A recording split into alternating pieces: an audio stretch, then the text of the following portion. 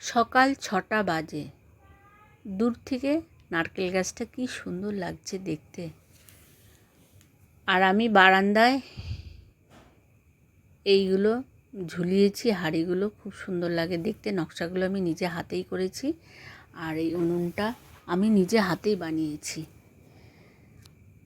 কেমন লাগছে আজ আমি গয়না বড়ি বানাবো, করে জানাবে। ভিডিওটা দেখবে, ভালো লাগবে।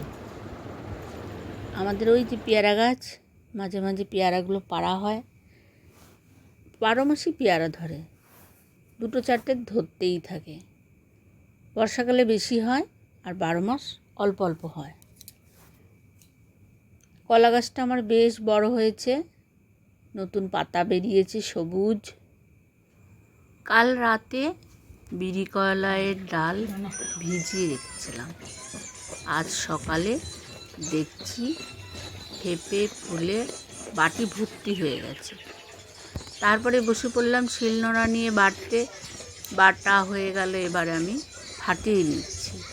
ফাটাতে ফাটাতে এইরকমভাবে ফাটাতে ফাটাতে ফাটাতে দিয়ে পরে এইভাবে একটা পাত্রর মধ্যে এরকম ছিদ্রওয়ালা একটা কভারের মধ্যে নিয়ে এইরকম করে মুড়িয়ে, এই যে একটা বেশ ছিদ্রওয়ালা একটা নল আছে, ওই নলটা দিয়ে এরকমভাবে নানা রকম ডিজাইনের ফুল বানাবো।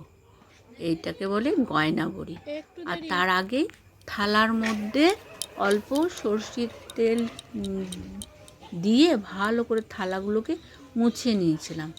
তারপরে তার মধ্যে কয়েকটা থালাতে তিল ছড়িয়ে রেখেছি, আর কয়েকটা থালাতে পোস্ত, গোটা পোস্ত ছড়িয়ে তার উপরে এইরকম করে ছোট ছোট করে ডিজাইন করে এরকম গোল পাকিয়ে পাকিয়ে, কোনোটা ফুল আকারে, কোনোটা মাছের কাটার আকারে, কোনোটা স্বস্তিক আকারে, এইভাবে গোল পাকিয়ে পাকিয়ে ডিজাইন করে করে নানান ধরনের, যে যেরকম হাতের কারুকার্য, যে যার দক্ষ, সে সেইভাবে এইভাবে ফুল করে করে করে করে এইরকমভাবে ডিজাইনগুলো করা খুব কঠিন মনে হচ্ছে, টপাটপ হয়ে যাচ্ছে, কিন্তু না, ভীষণ কঠিন।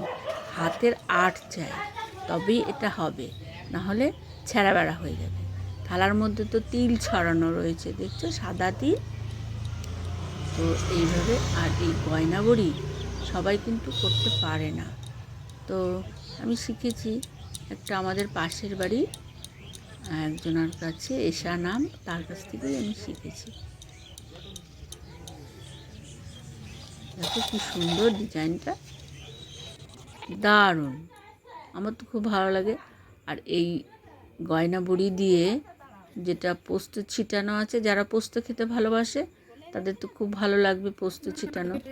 আর যারা তিল খেতে ভালোবাসে, তলার দিকটা তিলটা একটু একটু লেগে থাকবে, আর উপর দিকটা ডালের গন্ধ আসবে। তেলে ভেজে শুকনো ভাতের সাথে খেতে অপূর্ব লাগে। এই গয়না বড়ি দিয়ে, মানে ভাজা দিয়ে, এক থালা ভাত খাওয়া হয়ে যায়।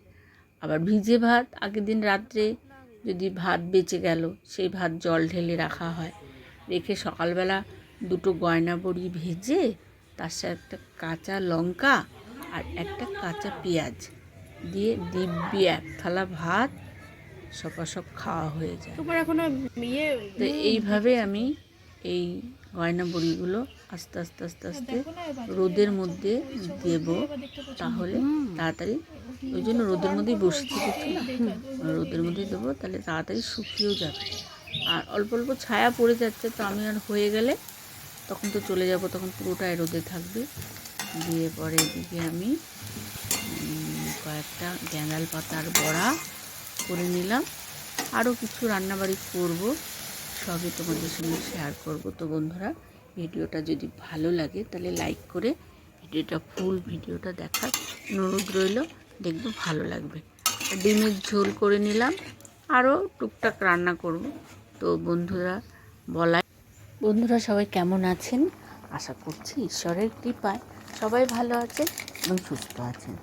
আমার ভিডিওটা দেশ বা বিদেশে যেখান থেকে দেখেন না কেন একটা লাইক দিয়ে দেখবেন, আমারও মনটা ভালো লাগবে। আর যদি বেশি ভালো লাগে তাহলে একটা কমেন্ট করে জানাবেন আমার ভিডিওর মধ্যে কি ভালো লাগলো কি লাগলো না। যদি একটা কমেন্ট করেন তাহলে আমার আরও পরে আরও যে ভিডিও বানাই আমি, আমার তাহলে আরও উৎসাহ লাগবে। ডিমের ঝোল বানিয়ে নিলাম। তো বন্ধুরা, এই যে ডিমের ঝোলের মধ্যে একটুখানি ওই গুঁড়ো মশলা দিয়েছিলাম, তার জন্য উপরে কালো কালো লাগছে। একবারে দুবেলার ঝোল করে নিয়েছি, রাত্রে হবে দিনেও হয়ে যাবে। তা এক কড়াই ভর্তি হয়ে গেছে। এবার আমরা রান্নাবাড়ি হয়েও গেল, এবার আমি সবাইকে খেতে দেবো। আর পায়েলের বাবুকে বললাম স্নান করে আসতে, তো স্নান করে এলো। এবার আমি ভাত বেড়ে দেবো সবার জন্য, গরম গরম ভাত, শাক ভাজা, ডাঁটা চচ্চড়ি, ডিমের ঝোল, আর উচ্ছে ভাজা, এরকম নানা রকম রান্না করা হয়েছে। ডাটা দিয়ে খাবো। তো বন্ধুরা, তাহলে সবাই খেতে বসে যাচ্ছি, তোমরাও খেতে বসে যাও। ঠিক আছে। ভিডিওটা যদি ভালো লাগে তাহলে একটা কমেন্ট করে যাবে। আর দেখা হচ্ছে নেক্সট ভিডিওতে। ততক্ষণের জন্য ভালো থাকবেন, সুস্থ থাকবেন। বাই। আমার হাজব্যান্ডকে খেতে দিয়ে দিলাম, এবার ছেলেকে দেবো, তারপরে আমি নেব। ও আবার ডাটা চচ্চড়ি করেছি, লাল শাক ভাজাটা তো বললাম, আর চুনো মাছের চচ্চড়ি করেছি। এই যে দেখ, এটুকু দেবো, দাও। তোমাকে আর একটু দেবো? আমাকে দাও নাকি? আর দেওয়া হয়নি? আচ্ছা, তো খেয়ে দেখো, এটা ভালো হয়েছে। রান্না করতে করতে মনে হচ্ছিল ভালো হয়েছে, খাইনি অবশ্য আমি।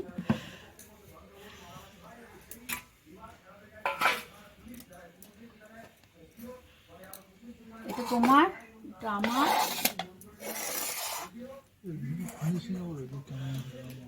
বাবু খেয়ে নাও। ঠিক আছে। এটা এটা ছোট মাছের চচ্চড়ি, এই সাইডে রাখো, আবার লাগলে নেবে। এখানে থাকলো, এটা তোর। জল পাশাপাশি দিয়ে দিলাম। হ্যাঁ বাবু, খেয়ে নাও। ঠিক আছে। আমি আগে উচ্ছে দিয়ে খাবো, উচ্ছে দিয়ে পেঁয়াজ দিয়ে ভেজেছি, ওটা দিয়ে খাবো। তারপরে লাল শাক দিয়ে খাবো, তারপরে ডাঁটা চচ্চড়ি দিয়ে খাবো। তো ভিডিওটা আজকে এখানেই শেষ করে দিলাম। দেখা হচ্ছে নেক্সট ভিডিওতে। ততক্ষণের জন্য ভালো থাকবেন, সুস্থ থাকবেন। বাই।